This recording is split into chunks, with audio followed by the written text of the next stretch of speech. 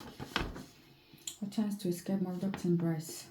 In 2009, I attended the wedding of News International Chief Executive Rebecca Brooks. The ceremony took place by a lake at a country estate. I stood next to TV presenter Piers Morgan while I pulled back. The animated by editor was few yards away. Few yards away. Her mother was closer to the action. David Cameron hung back up the slope. Gordon Brown and Prime Minister arrived late with all eyes turning to him as he walked down to the lake. At the reception, I had a brief conversation with Mr. Cameron. I said I hoped he would not win the upcoming election, but that if we did and if we wanted to act to improve political debate and standard in the press, I would support him. For some time, the journalist in me had known that the relationship between politics and the media was not serving the public, but it was my first-hand experience of this developing culture of views and activity that convinced me British press and 24-hour news were making it more difficult for elected leaders to govern. It's got worse, hasn't it? He said. I replied that he would be a much stronger prime minister were he to take office, not feeling he owed anything to the big media groups. At that point, Mr. Murdoch joined us, and we changed the subject. Perhaps we should not have done so. That we did, however, illustrated something of the dishonest at the heart of what are essentially political and commercial relationships. It is not easy to do what Ed Miliband, Labour leader, did last week, making himself an enemy of some of the media's most powerful forces.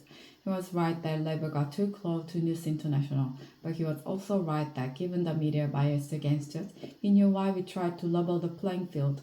In my own defense, and as my diary shows, I argued for some years with Tony Blair that we needed to act on the culture of our media. At one point, he ticked me off, asking that I not make my views so obvious in front of Mr. Murdoch, his son James, and Lexington, then chief executive of News International.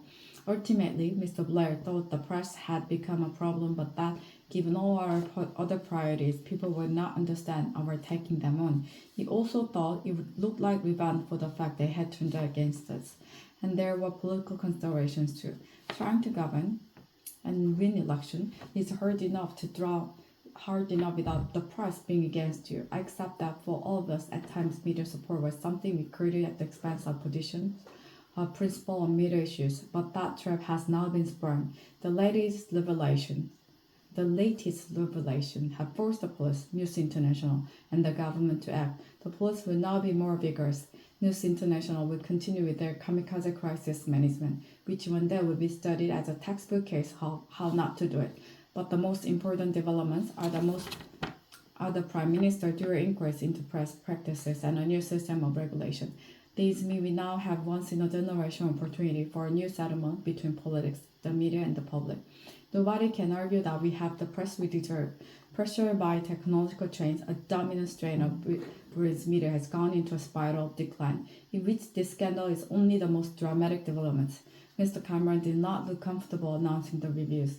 He has personal relationship at stake, and given he hired Andy Coulson as his communications director, his judgment is true. Already the backlash from parts of the press has begun as they seek to maintain that anything but toothless self-regulation is an assault on a free press. But Mr. Cameron must stand back from all of that and ask himself what is the right thing to do.